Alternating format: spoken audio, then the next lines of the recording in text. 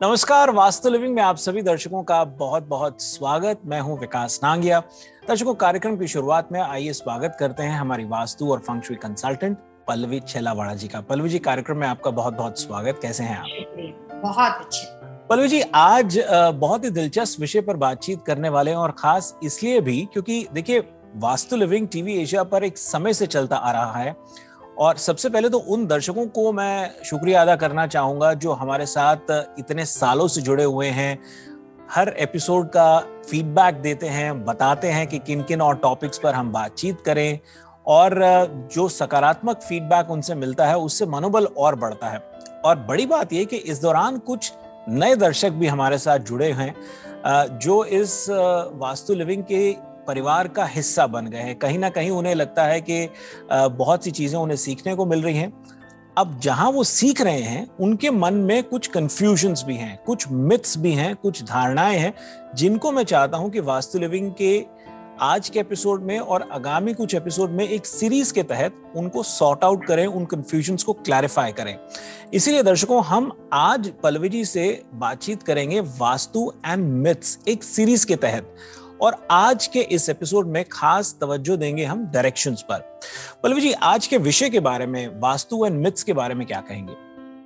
बहुत अच्छी तरीके से आपने अपने आप ही सब्जेक्ट को सिलेक्ट किया है। मैं तो यही कहना चाहूंगी कि आप मन की बात को पढ़ लेते हो और टीवी एशिया के माध्यम से वास्तु लिविंग 7 साल से भी शायद ज्यादा हो गया है और लोगों के मोटिवेशन की वजह से मुझे भी लगता है कि ये प्रोग्राम की आयु जो है और भी ज्यादा लंबी होने वाली है। जी जी। वास्तु के बारे में काफी सारे लोगों ने बहुत कुछ कहा है विकास जी, लेकिन कई बार कंट्रोवर्सी स्टेटमेंट है, सुनी सुनाई बातें हैं, मिथोलॉजिकल जो हमारी जो बुक्स हैं बहुत सालों पुरानी, जिसको हम गरुड़ पुराण और विश्वकर्मा के जो इसके सोर्स है वास्तुशास्त्र के प्रिंसिपल को समझने का, वहां से हमारे पास ये डिवाइन साइंस प्राप्त हुआ है, उसको आज के जमाने में अप्लाई करने से पहले लोगों के दिमाग में काफी सारे कंफ्यूजन होते हैं। और ये बहुत अच्छी तरीके से मेरे को आपके प्रोग्राम के माध्यम से मौका मिला है कि उसके ऊपर मैं सही इंफॉर्मेशन को लोगों तक पहुंचाने का प्रयास करूं। जी पल्लू जी, देखिए, ये बात तो स्पष्ट है कि अधूरी जानकारी जो होती है ना, वो बहुत खतरनाक है। ये ठीक उसी तरह का परिस्थिति हो जाती है कि जैसे एक मटके में, घाघर में अधूरा आधा भरा हुआ पानी होता है तो वो छलकता ज्यादा है। अधिक जानकारी ना होने के कारण कई बार आदमी मिसलीड हो जाता है, कंफ्यूज हो जाता है। अब देखिए, मिसाल के तौर पे बहुत से लोगों को लगता है कि ईस्ट दिशा ही सभी के लिए सही है और अब ऐसा होने लगे तो सभी लोग ईस्ट दिशा के ही घर लेंगे या ईस्ट दिशा में ही अपने कामकाज को शुरू करेंगे। दिशा के बारे में क्योंकि हम बातचीत करने वाले हैं, इस कंफ्यूजन को, इस मिथ को किस तरह से दूर करेंगे?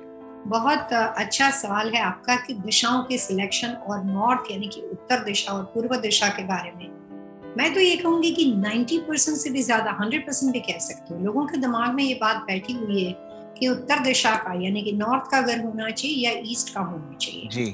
कई बार जब हम लोग प्रैक्टिस में, पर्सनल विजिट में क्लाइंट के घर पे जाते हैं, पति पत्नी साथ में होते हैं, पूरे परिवार के लोग होते हैं, सब अपने अपने डाउट्स मेरे साथ क्लियर करते हैं। कंसल्टेशन का एक मेथड है हमारा कि उनकी जो क्वेश्चंस होते हैं, उनकी जो क्यूरियोसिटी है, क्वेरी है, हम उनके सेटिस्फाइड आंसर देते हैं। उसमें 90% से ज्यादा लोगों के घर में ये सवाल मैंने डेफिनेटली मेरे को सुनने में आया है कि पल्लवी, सिर्फ पूर्व दिशा का घर वास्तु में लिया जाता है, अमेरिका में तो जल्दी से ईस्ट के घर भी नहीं मिलते हैं जी। और मेरे नेक्स्ट नेबर में, मेरी अगर ईस्ट की लैंड है तो मेरे नेक्स्ट नेबर में वेस्ट फेसिंग लाइन के अंदर इतने सारे लोग रहते हैं, मेरे नेक्स्ट डोर में जो पर्सन है इज मल्टी मिलियनर गाय, तो फिर उसको वास्तु क्यों इफेक्ट नहीं करता है? यहाँ से शुरुआत होती है। तो सबसे पहले मैं इस मान्यता के बारे में बहुत ही इंपॉर्टेंट बात कहना चाहूंगी। वास्तु कंसल्टिंग की जो भी, वास्तु कंसल्टेशन की जो प्रैक्टिस है या वास्तु के बारे में जो जानकारी के लोगों के पास, कॉमन आदमी के पास जो सोर्स होते हैं, उसके 3 डिफरेंट माध्यम होते हैं। या तो वो बुक्स पढ़ते हैं, गूगल पढ़ते हैं यानी कि रीडिंग करके। दूसरा होता है मंदिर के अंदर जाते हैं, प्रीस्ट के माध्यम से, एस्ट्रोलॉजर के माध्यम से उनको कुछ मान्यताएं मिलती है, उनको कुछ जवाब मिलते हैं। तीसरा होता है सिर्फ और सिर्फ वास्तु एक्सपर्ट जो इसी सब्जेक्ट के ऊपर काम करता है। जब आप कॉमन बातें सुनते हैं तो आपको मिलियंस टाइम सुनने में आएगा कि नॉर्थ बहुत अच्छा है, ईस्ट बहुत अच्छा है, और लोग समझते हैं कि इसका मतलब ही ऐसा होता है कि मेरे को ऐसा कर लेना चाहिए। काफी सारे मंदिर वगैरह के अंदर सूर्य के वहां से सनराइज होते हैं, सूर्य की रोशनी हमें मिलती है, शौर्य शक्ति हमें मिलती है। इसीलिए मंदिरों को बनाने के लिए ये दोनों दिशाओं पे ज्यादा तवज्जो दिया जाता है, पीस और हार्मनी के लिए। इसीलिए मंदिर के जो प्रीस्ट वगैरह होते हैं, एस्ट्रोलॉजर होते हैं, जिनके पास लिमिटेड नॉलेज है, वो भी यही कह देते हैं कि उत्तर दिशा का घर ले लो, आपकी लाइफ सुखी रहेगी, पूर्व दिशा का घर ले लो, आपकी लाइफ सुखी रहेगी। कोई गलत नहीं है, सब अपनी जगह पे सही है। सिर्फ ये होता है कि जब आप पर्टिकुलर व्यक्ति दर व्यक्ति के घर सिलेक्शन में शुरुआत से प्रैक्टिस करते हो, तो जो एक्सपर्ट होता है उसके अंदर बाकी कॉमन लोगों से कुछ ज्यादा मास्टरी होती है। वास्तु के हिसाब से घर सिलेक्शन के लिए कंसल्टेंट होने के नाते मैं ये कहना चाहूंगी कि आप 8 डायरेक्शन में से किसी भी दिशा का घर ले सकते हो। जरूरी बिल्कुल ही नहीं है कि आपका घर सिर्फ नॉर्थ फेसिंग हो या ईस्ट फेसिंग हो। एक्सपर्ट को, वास्तु कंसल्टेंट को घर सिलेक्शन के पहले सिर्फ 2 बातों का ख्याल रखना होता है। जो परिवार के मुखिया है, पति पत्नी है, ब्रेड विनर है, सिंगल मदर है, जो भी घर के अंदर ब्रेड विनर है, उस फैमिली के मुखिया के डेट ऑफ बर्थ के साथ साथ घर में रहने वाले जितने दूसरे फैमिली मेंबर्स है, सबके कॉम्बिनेशन को मिला के घर को सिलेक्ट करना। अगर आप एक व्यक्ति को ध्यान में रखकर घर लोगे तो उनको तो फायदा होगा, बाकी सबके लिए हेल्थ अच्छी नहीं रहेगी, रिलेशनशिप डिस्प्यूट रहेंगे, उनकी नाराजगी घर में बनी रहेगी। तो अच्छा वास्तु कंसल्टेंट घर के सारे लोगों को मिला के कॉम्बिनेशन के हिसाब से घर सिलेक्ट करता है। वास्तु में नॉर्थ और ईस्ट को महत्व इसलिए दिया जाता है कि आदमी की रोजिंदा लाइफ के अंदर जो अलग अलग तरह की एक्टिविटी होती है, पढ़ना, बिजनेस के डिसीजन लेना, खाना बनाना, दिन में जब आप उठ के अपनी दिनचर्या, अपनी एक्टिविटी शुरू करते हो, उसमें से कंपैरेटिव टू अदर डायरेक्शन सबसे ज्यादा फायदा नॉर्थ और ईस्ट दिशा के अंदर होने वाले काम से होता है। साइंटिफिकली उसका रीजन ये है कि नॉर्थ में मैग्नेटिक फोर्स है जो आपके ब्रेन को सपोर्ट करता है डिसीजन लेने के लिए। मैग्नेटिक फोर्स जो होता है वो आपको पॉजिटिव एनर्जी और काफी सारी चीजों में निर्णयात्मक डिसीजन लेने में आपकी हेल्प करता है। ईस्ट की जो एनर्जी है वो कुकिंग से लेकर again one more time decision power के लिए, बच्चों की पढ़ाई के लिए, काफी सारे लोगों के लिए हेल्पफुल है। सो वास्तु शास्त्र में comparative to other direction north और ईस्ट का उपयोग रोजिंदा लाइफ के अंदर सबसे ज्यादा होता है, इसीलिए उस दिशा का महत्व बहुत ज्यादा है। लेकिन ऐसा कहीं नहीं है कि पर्टिकुलर सो एंड सो व्यक्ति के घर को लेने के लिए वहां पे कहीं भी मेंशन नहीं किया गया है कि सिर्फ आप नॉर्थ का घर लो या ईस्ट का घर लो। मैंने अपनी पूरी लाइफ के अंदर आज तक कभी भी अपना कोई भी घर, इवन मेरी office, business location, warehouse सुद्धा ईस्ट फेसिंग नहीं लिया है। तो लोगों को जब ये क्वेश्चंस के आंसर इस तरह से जवाब मिलता है तो उनकी जो क्यूरियोसिटी होती है वो और ज्यादा बढ़ जाती है ये जानने के लिए। तो फिर हम तो ऐसा समझते थे, हमारे दिमाग में तो ये बैठा हुआ था। किसी भी दिशा के अगेंस्ट कोई भी बात नहीं है, सारी दिशा सही है। डिपेंड सिर्फ इम्पोर्टेंट बात किस पे करती है, आपके लिए क्या सही है, और वही दिशा आपके लिए सक्सेसफुल आपको लाइफ दे सकती है। बहुत ही महत्वपूर्ण और लाभदायक जानकारी पल्लवी जी आपकी ओर से। इस बातचीत को, इस विषय को और आगे बढ़ाएंगे। एक छोटा सा ब्रेक लेते हैं, उसके बाद कुछ इसी से जुड़े और सवालात आपके साथ बहुत जल्द हाजिर होंगे।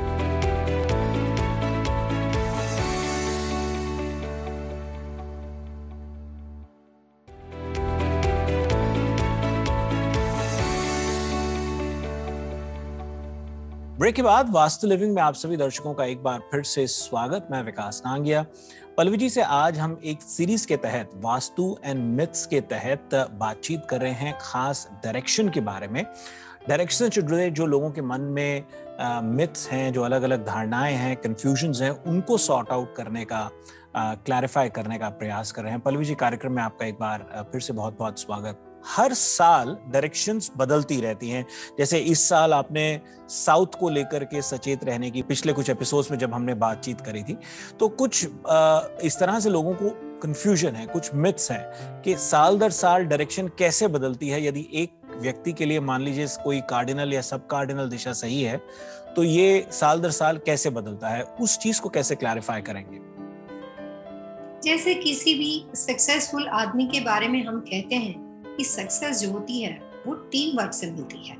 इसका मतलब होता है कि वो एक अकेला नहीं है, उसके आसपास सक्सेसफुल होने के लिए जितने लोग जुड़े हैं, जो भी अलग अलग तरह के फैक्टर्स उन्होंने अपनी लाइफ में अप्लाई किए हैं, उसमें से 90% से भी ज्यादा चीज उन्होंने परफेक्टली की है, तब जाके वो सक्सेसफुल है।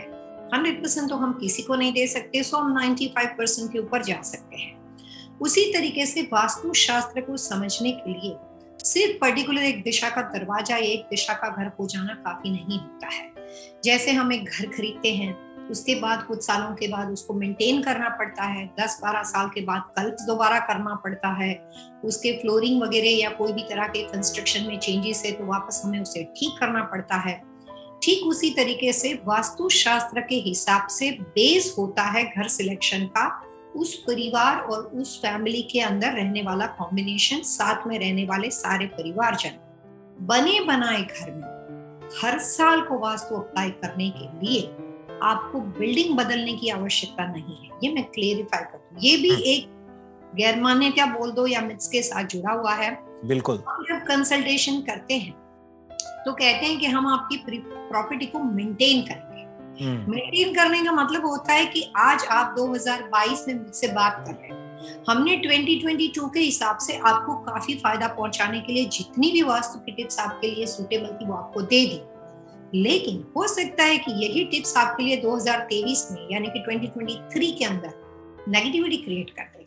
तो एक अच्छा कंसल्टेंट कभी भी वन टाइम कंसल्टेशन नहीं कर सकता। अगर जब भी आप वन टाइम कंसल्टेशन करते हो आप फेल हो जाते हो, ना क्लाइंट को फायदा मिलता है, ना सेटिस्फेक्शन मिलता है, ना ही प्रोफेशनल पर्सन को। सो प्रॉपर्टी को मेंटेन किया जाता है। उसका रीजन ये है कि हर साल यूनिवर्स के हिसाब से बदलते हुए बदलाव के अनुसार वही घर वही दिशा, चाहे आप वहां पे 40 साल से रहे हो, 12 साल से रह रहे हो, लेकिन 15 साल से, जो भी टाइम फ्रेम हो, लेकिन एवरी ईयर घर सिलेक्शन के बाद आप कॉन्शियस होके उस बिल्डिंग को जैसे मेंटेन करते हो, उसी तरीके से आप अपने घर के वास्तु को भी मेंटेन करते हो। वहीं पे रहकर अलग अलग तरह की सिंपल टिप से आप दिशाओं को इन्हांस करते हो, तो आपके लिए एवरी ईयर जो होता है वो लाभदायक बन जाता है। तो जो हम हर साल वास्तु अप्लाई करने के लिए कहते हैं, उसमें कभी भी घर या बिल्डिंग बदलना नहीं है। एग्जिस्टिंग कमर्शियल प्रीमाइसिस, एग्जिस्टिंग घर के अंदर आपको जो भी साल के बारे में बातचीत की जाती है उसके अनुसार साल के बिगिनिंग में, मिडल में भी नहीं, एंड में भी नहीं, बिगिनिंग में 15 to 20 मिनट्स का टाइम स्पेंड करके थोड़े बहुत चेंजेस करने होते हैं, जो अपने एक्सपर्ट और आपके प्रोफेशनल कंसल्टेंट होते हैं वो आपको एडवाइस करते हैं। तो वास्तु बिल्डिंग के मेंटेनेंस की तरह है जो हर साल मेंटेन किया जाता है। जी, और बहुत से लोगों को मिथ कहें, फिर वही बात के कंफ्यूजन कि घर की डायरेक्शन देखनी किस तरह से है। एक तो वो बहुत सिंपल सरल चीज है, लेकिन उसको बार बार अगर हम अपने दर्शकों को क्लैरिफाई करते रहेंगे तो उनको समझने में आसानी होगी और हमारे लाइव शोज में उन्हें सवाल पूछने में आसानी होगी कि घर की दिशा देखनी कैसी है। दूसरा ये भी कि घर के अंदर मान लीजिए अब कोई जना ईस्ट में रहता है या कोई वेस्ट में या नॉर्थ वेस्ट में या साउथ वेस्ट में, एक तो घर का फ्रंट हुआ, फिर घर के भीतर भी उनको घर के अलग अलग कमरों की डायरेक्शंस देखने में कुछ कंफ्यूजन होती है, कुछ उसके बारे में भी गाइड कर दीजिए। जैसे विकास जी, घर सिलेक्शन में परिवार के सारे लोगों का इक्वल रोल होता है। जैसे मैंने ये नहीं कहा कि पति के हिसाब से, पत्नी के हिसाब से या सिंगल मदर के हिसाब से, लेकिन मैंने शब्दों का प्रयोग किया कॉम्बिनेशन। कॉम्बिनेशन का मतलब होता है सारे लोग, उस घर में रहने वाले सारे लोगों के हिसाब से सिलेक्ट किया जाता है। उसका मीनिंग ये हुआ कि घर के जो ब्रेड विनर होते हैं उसके लिए मेन डोर सिलेक्ट किया जाता है, और बाकी के तमाम फैमिली मेंबर्स के लिए उनके जो बेडरूम्स होते हैं, जहाँ पे वो अपनी लाइफ में, आदमी की कम से कम नींद 7 से 8 घंटे की होती है। आप कितना भी बड़ा घर बनाओ, 12 स्क्वायर फीट का हो या आपका 12,000 स्क्वायर फीट का घर हो, आदमी ज्यादातर कुछ दिशाओं में सबसे ज्यादा घूमता रहता है। Kitchen area, main entrance door, bedrooms उनके office area, guest room, powder room, formal dining, formal living, वहां पे कई बार ऐसा होता है कि घर हमारा है लेकिन फिर भी काफी सारे लोग कहते हैं कि गेस्ट रूम में मैं आज तक कभी नहीं सोया, मैं खुद अपने गेस्ट रूम में आज तक कभी नहीं सोई। तो कई बार ऐसा होता है। वास्तु उस बात पे निर्भर करता है कि जिस दिशाओं का, जिस कमरों का, जिस रूम की पोजीशन जिस डायरेक्शन की बनी हुई है, उसका आप सबसे ज्यादा इस्तेमाल करते हो, उसका इफेक्ट आपकी लाइफ के ऊपर होता है।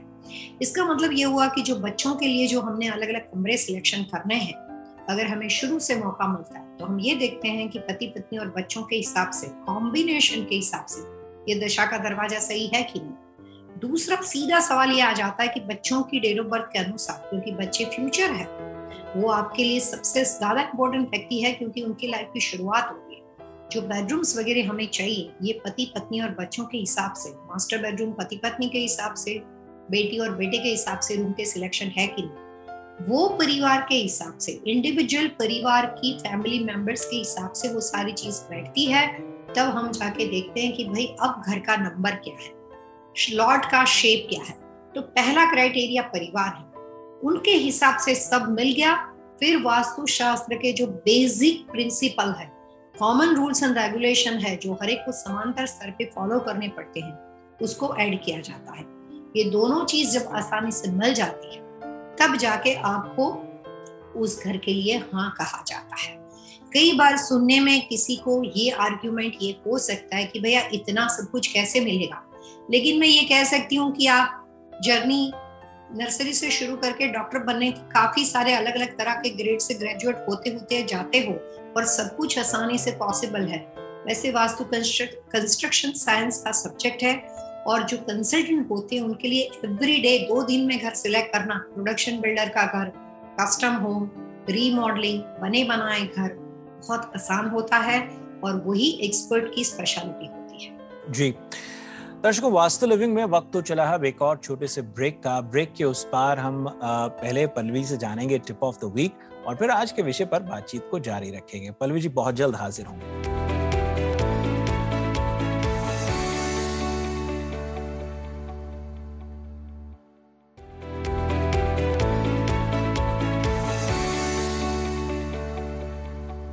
पल्लवी जी, कार्यक्रम में आपका बहुत बहुत स्वागत फिर से। इससे पहले कि आज के विषय को आगे बढ़ाएं, पहले आपसे जान लेते हैं टिप ऑफ द वीक क्या कहेंगे। जैसे हम इस प्रोग्राम में कुछ ऐसी बातें बता रहे हैं जो सुनी सुनाए हैं, ऑथेंटिकल नहीं है एक्सपर्ट के पॉइंट ऑफ व्यू से।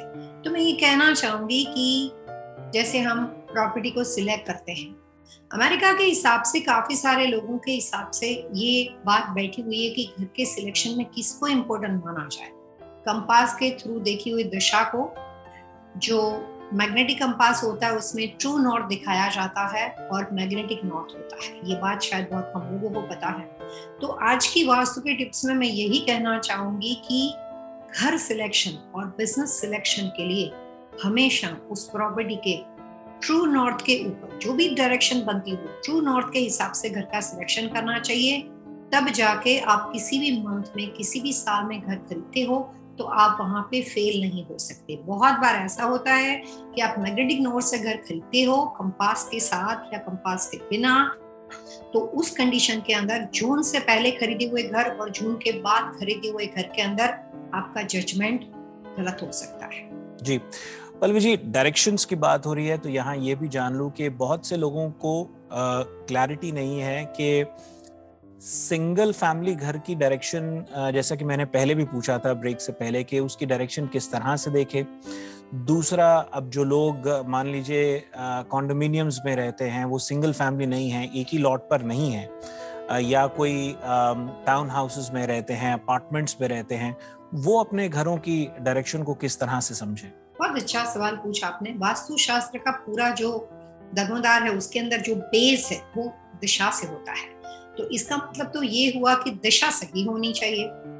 अगर आपने दिशा को समझने में गलती कर ली तो पूरा जजमेंट चेंज हो सकता है। बिल्कुल बिल्कुल। काफी सारे लोग, जैसे अभी आपने अपार्टमेंट में कहा, अपार्टमेंट के लिए काफी सारे लोग मुझे ये बहुत ही कॉमन सवाल पूछते हैं कि जो हमारी अपार्टमेंट बिल्डिंग है पल्लवी, वो तो ईस्ट फेसिंग है, लेकिन जो मेरा अपार्टमेंट है वो साउथ फेसिंग दरवाजा है। वो तो काफी बार पूछने के बाद बताते हैं। 90% लोग अपने अपार्टमेंट सिलेक्शन से पहले इस बात से कंफ्यूज हो जाते हैं कि मेन अपार्टमेंट बिल्डिंग का एंट्रेंस देखे कि अपने घर का।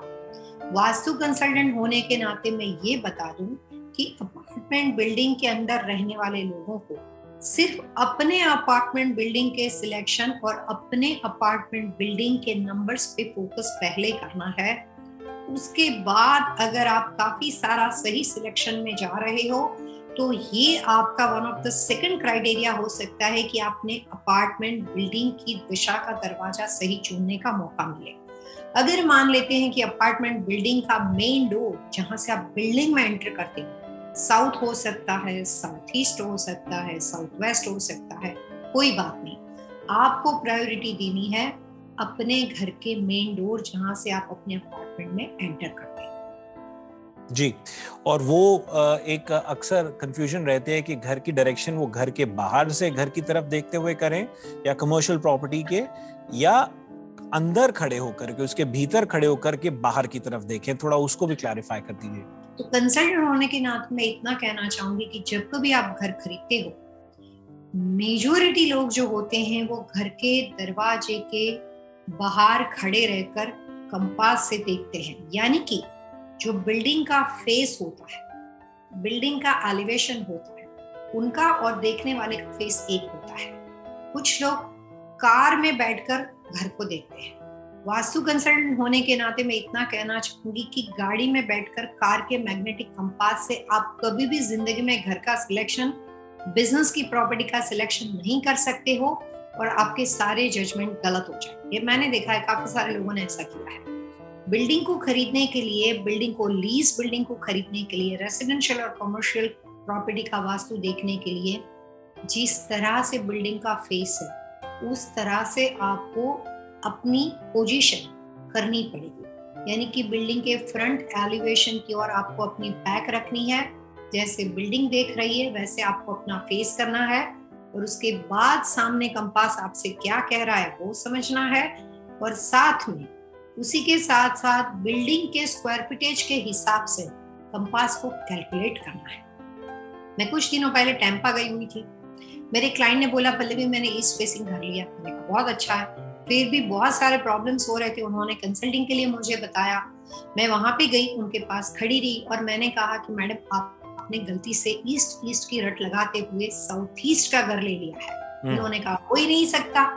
अब वास्तु जो है उसमें सिर्फ 1+1 2 ही होता है, इसमें कोई 1+1 11 नहीं होता है, इमेजिनेशन नहीं हो सकती। हम दोनों कंपास मेरे एंगल से खड़े रहकर, मेरे प्रोफेशनल कंपास को लेकर मैं उनके पास खड़ी रही और कंपास क्या कहता है वो समझाया। तब जाके उन्होंने कंपास के अंदर ये देखा कि भैया खड़े हो, सामने ईस्ट दिखता है लेकिन उसके आजू बाजू में बहुत कुछ कंपास बोल रहा है। लेकिन जब उन्होंने कंपास को समझा तब जाके कहा कि हाँ ये तो गलती हो गई, ये तो मैंने गलती से साउथ ईस्ट का कर लिया। तो विकास जी बहुत अच्छा सवाल आपने पूछा। घर के बाहर खड़े रहकर, घर की और बैक करके, पीठ करके सामने जो दिशा दिखती है उस दिशा को घर का फेसिंग माना जाएगा, लेकिन दरवाजा नहीं माना जाता। उसके बाद बिल्डिंग में जहां भी गैराज डोर हो, स्ट्रेट हो, पीछे हो, राइट में हो, लेफ्ट में हो, सेंटर में हो, उसको मैग्नेटिक कंपास के साथ कैलकुलेट करके आपको अपने घर की राइट पोजीशन को देखनी है। 90% लोगों की मान्यता घर में घुसने के बाद, जैसे आप घर में एंटर करते हो, अगर सामने ईस्ट दिखता है तो बोलेंगे मेरा घर ईस्ट वेस्ट है। ईस्ट और वेस्ट एक दूसरे से बहुत दूर है। ईस्ट वेस्ट घर हो नहीं सकते, नॉर्थ साउथ घर हो नहीं सकते, क्योंकि जब आप एंटर करते हो और आपको जो बैकयार्ड में दिखता है वो दिशा को आप अपने घर की दिशा समझते हो, पर वो गलत कॉन्सेप्ट है। सही कॉन्सेप्ट ये है कि घर का फेसिंग जो है वो ही फेस आपको करके अपने लिए सही दिशा का घर ढूंढना है। साथ में मैग्नेटिक कंपास की हेल्प से कैलकुलेशन करके समझना है कि एंट्रेंस और गैराज डोर आपके लिए सूटेबल है कि नहीं। जी दर्शकों, आज से हमने पल्लवी जी के साथ वास्तु एंड मिथ सीरीज के तहत डायरेक्शन पर बातचीत करी। अगले एपिसोड में पल्लवी जी, यदि आप को लगता है कि हम लॉट्स पर बात करें, वो सुझाव आपको कैसा लग रहा है? क्योंकि बहुत से लोगों के मन में कंफ्यूजन है कि गौमुखी लॉट बहुत अच्छा होता है, किसी को शेरमुखी लॉट को लेकर के अलग अलग धारणा है, मिथ्स हैं, कंफ्यूजन है। शेप जो लॉट्स की अलग अलग होती है उसको क्लैरिफाई करना बहुत जरूरी है। क्या कहेंगे? काफी सारे लोगों के दिमाग में ये मान्यता है गौमुखी घर यानी कि गौमुखी लॉट हर एक के लिए बहुत अच्छा होता है और शेरमुखी लॉट किसी को भी नहीं लेना चाहिए। अब उस बात को हम नेक्स्ट एपिसोड में समझेंगे कि आप शेरमुखी भी ले सकते हो और गौमुखी भी बहुत सारी कंडीशन के अंदर आप नहीं ले सकते हो। उसका डिफरेंस क्या है वो समझने के लिए आपको नेक्स्ट एपिसोड तक हमारे साथ जुड़ना पड़ेगा। जी दर्शकों, वास्तु लिविंग के आज के एपिसोड में इतना ही। यदि आज के विषय से संबंधित आपके मन में कोई सवाल सुझाव, आप हमें लिख सकते हैं vastu@tvasiausa.com पर, और पल्लवी जी से सीधा संपर्क करने का सरल आसान तरीका pallavichellawada.com। पल्लवी जी, अगले अंक तक के लिए आइए दर्शकों से मिलकर के आज्ञा लेते हैं। Wish you all happy vastu.